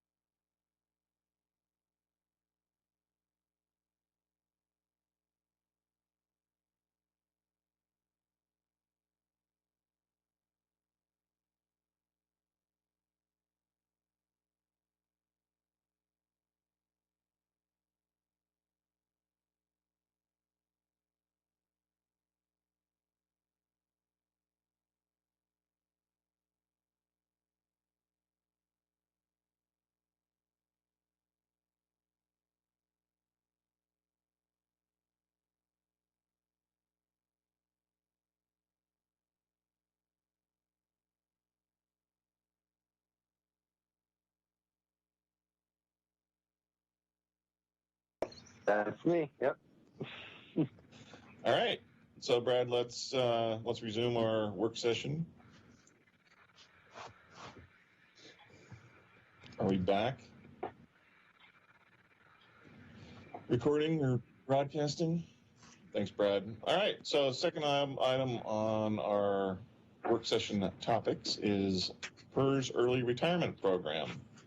We had interest from council to bring this up again. Joe, Josh, what has changed since the last time we talked about this? So Josh, I'll get started and you can chime in and fill in any gaps. So we talked about this as a council, I think back in December, I believe, or maybe early January, and kind of said, let's revisit this 6 months or so down the line, and that's where we are. I sent to counselors some research that Christina Jones did, at least in the region, about what other jurisdictions are doing or have done since we last discussed this. You may recall back when we talked about it before, very few cities had done anything with this program, this type of program, as a result of Senate Bill 1049. The county had done some stuff and some special districts had, but most cities had not. That report I sent you again this afternoon, and we can talk about specifically what some of the cities are doing. A lot of those cities are still not doing anything, but some cities are starting to create policy. Some have allowed a few employees to participate, but we wanted to give you the lay of the land there.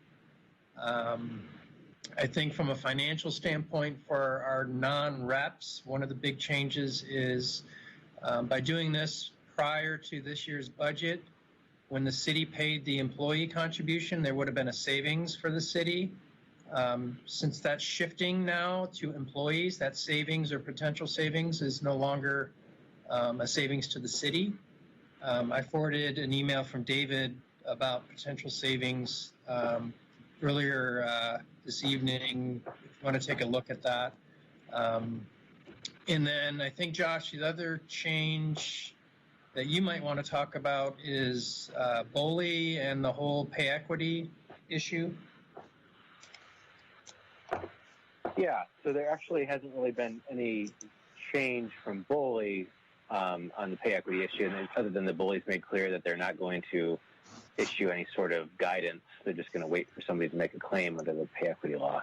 But as Joe alluded to, the shift in responsibility for the 6% employee contribution for PERS for non-represented employees, that's the biggest change, and it has implications both for the financial implications for the city, as Joe mentioned, but then also for the Equal Pay Act issues, and it essentially all but eliminates the Equal Pay Act concerns. So as you may recall, the concern there was that 6% contribution that goes into the individual account program, the IAP, is no longer contributed to the IAP for somebody who retires and returns to work. If the city is making that contribution, which we were previously, that's a savings to the city. If the employee is making that contribution, then it's not a savings to the city. But the elimination of that is what triggered the Equal Pay Act concerns, because you'd have potentially two employees doing comparable work. One is retired and rehired, one is not. The retired one is not getting that 6% into a deferred compensation plan, the IEP, and the one who is not retired is. That's where you get that unequal compensation that potentially could lead to a pay equity issue. With the elimination of the employer making that contribution on the employee's behalf, it essentially eliminates that concern. And then the only other bit of information I want to highlight that I also sent is, you may recall this is a 5-year program. We're a year into it now since the legislation was adopted. We gave you a list over the next 4 years of who would be eligible if we open the door to such a program. So that information is also in the email that I sent to you. Thanks, Joe. Thanks, Josh. So I wasn't supportive 6 months ago. My position really hasn't changed. I think there's still a challenge of understanding just what this would be from an equity standpoint across everybody. There's not a clear benefit to the city to do it.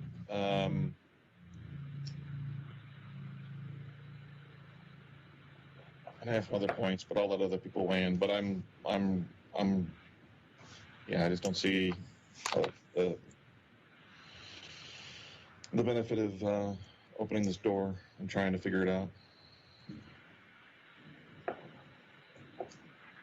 I know originally when we talked about it, there was a potential for a benefit to the city, which would have been that 6%. We also talked at the last work session about an equity issue, offering this to our non-exempt versus our exempt. I mean, did I get that backwards? Our exempt versus our non-exempt, non-represented versus represented. And I don't see that, putting everything aside, I don't see that a stumbling block. I think similar to having the 6% per payment start with our non-representative, we could also start this program with a non-representative. But again, when we looked at this 6 months ago, there would have been a benefit to the city, which is no longer there. So. Yeah. I still think there's optics challenges with this kind of a program. I also, for the most part, I also believe that if folks want to retire, I think that's great. And then it provides, if and when that happens, it provides an opportunity for promotions, hopefully from within, and advancement from of those folks in a department. So I think that's a good thing. Other thoughts, comments? I guess the way I see it, it's not a liability against the city, and the pay equity thing has been taken care of. I see it as a benefit to the employee, specifically since we're now with the whole 6% piece. It's I don't know, it gives a benefit back to them. My only concern would be I would think there would have to be a limit on the amount of time or the amount of years that somebody could be on that plan before the retirement. So like a year, maybe 2 years. But that gives somebody the chance for advancement as opposed to somebody staying on for years and years and years and not retiring. So, my 2 cents. I would definitely agree with that. I would think there would need to be a set term. I know in reading in Beaverton's, they have some set terms. And reading the information that Christina gave us, this isn't happening in a lot of cities yet.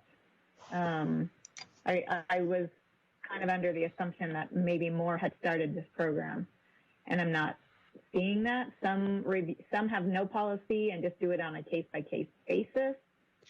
I'm not sure I would agree with that, because I think we would need a policy that's available to everybody and make it equitable. So, yeah, I was surprised. I thought more people had started participating in this, and maybe it's more like non-cities, like TDF&R, and I don't know. So I'll jump in. I can't echo a lot of what Council Browse had to say.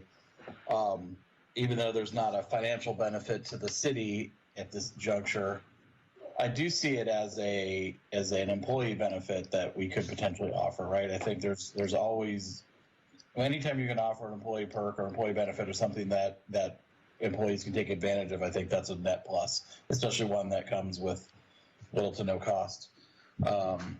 So my thoughts would be, I'd like to see it something that could be applied universally, right, and not just to a select, certain number of positions. I definitely think it needs to have a time window on it, right? You can't retire and work back for 6 years. Whether it's a year, year and a half, 2 years, somewhere in that range feels right to me. And then I would be favorable of a policy with that kind of framework to it. And I believe the state of Oregon has a somewhat similar policy where they do bring back quite often retired employees, but I think it's capped at like the equivalent of about 6 months of time that the person's allowed. It's like 1,024 hours or something like that, because there's often benefit to having that experienced person. Often on times I deal with projects, where we bring in somebody who comes in as in a bit of an advisor role or whatever to assist on something where it's needed. So I like the idea, and generally the person that I assume that we would be working with is somebody who left on good terms and still has some value to add. So I see this as a plus for the city. Councilor Young. Yeah, I do see it as a benefit. One benefit to the city could be that, say, we have a longtime employee who wants to retire and gives us, 1 month, 2 months, I don't know, short notice, or 3 months. If we were to allow the year or 2 years, it actually gives us some time to do a really exhaustive search for the replacement, for one. And it seems like, right now, our employees are feeling like we're sort of taking away some of their benefits with this past year. And this could be a benefit. There's no harm to the city by offering this. There's no downside that I see. Maybe somebody else has a different opinion about that, but yeah. This is Tim. I think I kind of look at it from two perspectives. The fact that the exempt employees are now paying their share, or their 6% of the overall, I think 27% that we pay for their PERS, did eliminate the fair equity issue, but it also eliminated a financial benefit to the city, as we've talked about. So, because if we didn't have that in place, the city would be saving 6% of the salary for that particular person. I think I think it's a small amount, but because that 6% they wouldn't be paying, I think, I can't remember the exact number, but there's about 1% of that does go to paying down the unfunded liability for the city. So it actually, in a very, very small way, is actually financially detrimental to the city to do the program. It's not a huge amount, but I just wanted to point it out. A very small amount.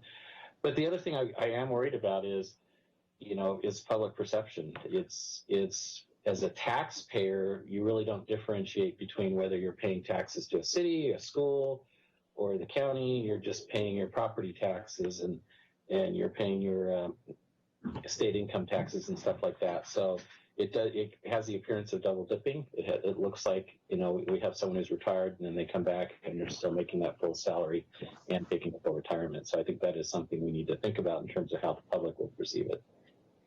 Yeah. And what's the unemployment rate these days? I mean, there's people that need jobs. So granted, someone might not retire if they don't have this, if this program isn't adopted. And their timing and choice of when they want to retire is their own. But there is a big need for jobs out there. So I have a comment.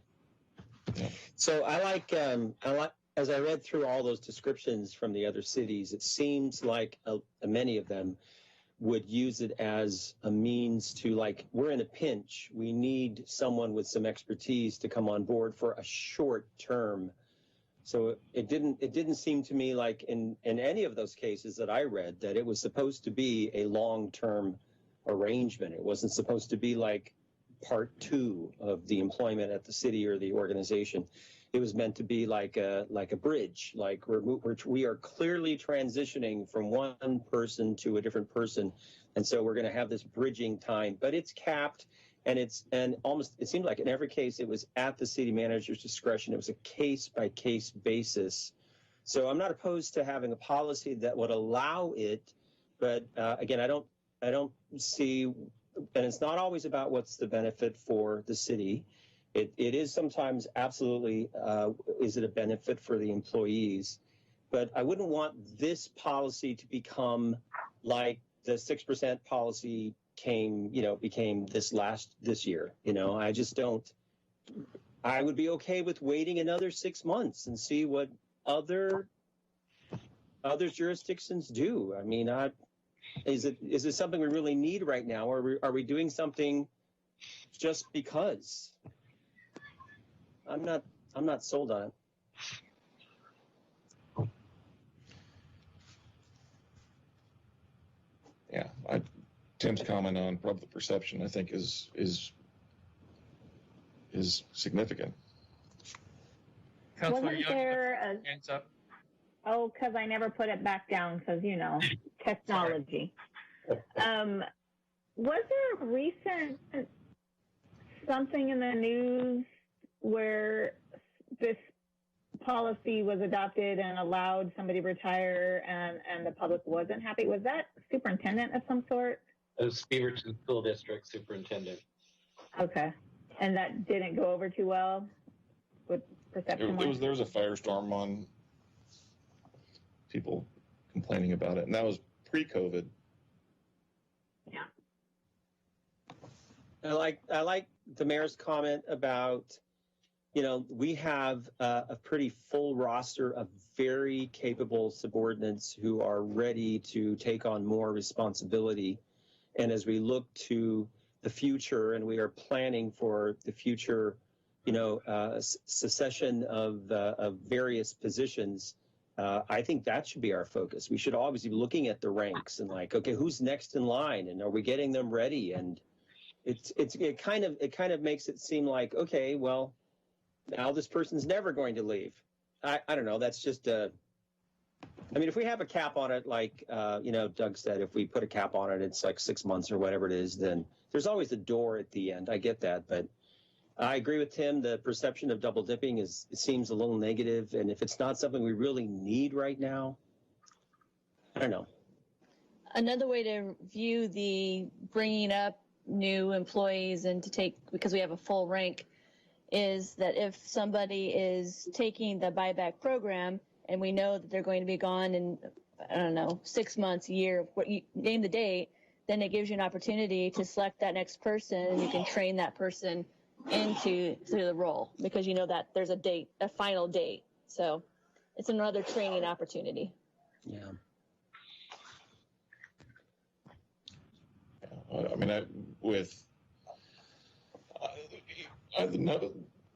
Folks should always be in training mode for the promotion, in my opinion.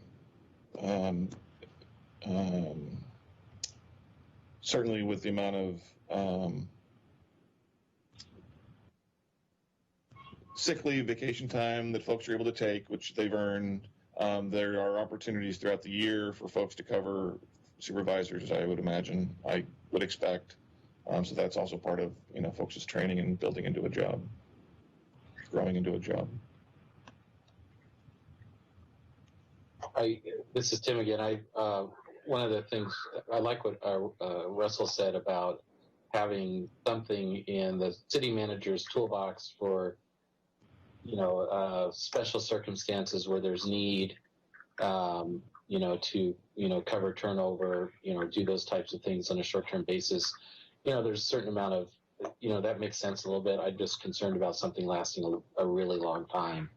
And I think the original intent, if I'm not mistaken, of this program, this has always been there, but you were limited to half time. And there was a time limit.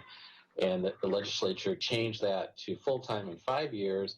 But I think the intent was really not for people to stay in place. It was for very experienced people in larger jurisdictions can retire and then go to work in a smaller jurisdiction and help them out.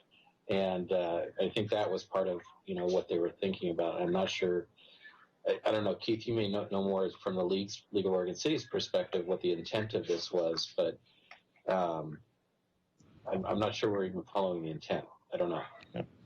Joe, in current law,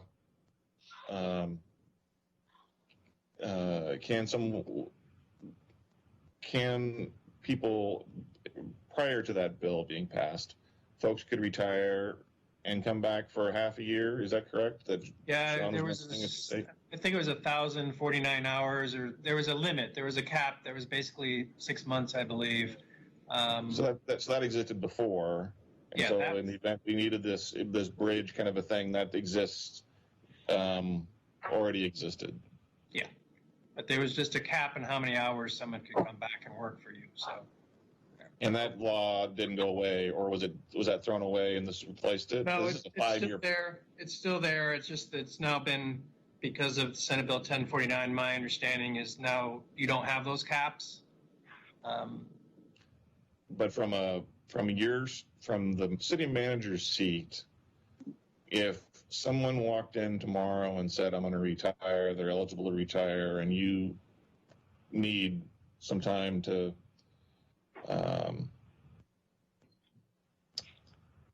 get the next person in the chair, and they could exercise that existing program for those limited number of hours and create that bridge without council authorizing you to do something under the new law. Correct. That's already there. Yep. Well, couldn't we assume that even under the new law that Joe would have this in his toolbox if needed, if it was a case that the city needed to have somebody stay on full time for 6 months? I mean, either way, it's in his toolbox, right? It's currently in his toolbox without council action based on the previous law that's still in place and will be in place when this new law sunsets in 3.5 years. So where council would have to be involved is that we would want an agreement with the employee that's coming back. And if that value of that contract is over $100,000, that's going to go to council. So depending on the length of that agreement, that potentially has to go to council for approval. I'd want more information on the previous. I know when I was on the school board at the charter school, we hired a retired principal, and he could only work half time. Like there was a number of hours he could actually only work per day because of PERS or something. I don't know all the logistics, though. I'd like to know more information. I know in the public safety space, for years, there is a program to support small cities, and it's based on population. That our Captain Daniels retired, went to Mount Angel to be their police chief, and he did it under that law because it was a way of promoting and encouraging officers to retire, have a second job, a second career, but in these small towns that can't afford that skill set, that experience level. That's what I was thinking of. Thank you. Yeah. So, Councilor Young, I can brush off the details of the old plan or the old program and re-educate the council about that. Because we've used that in the past, not just in law enforcement and other places. Okay. I don't know by judging the discussion if there's enough appetite amongst 7 of us to move forward with this or not, but.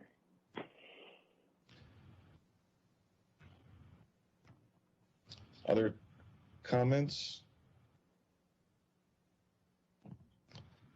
Keith, is there, you're on the board of the League of Oregon Cities. Yep.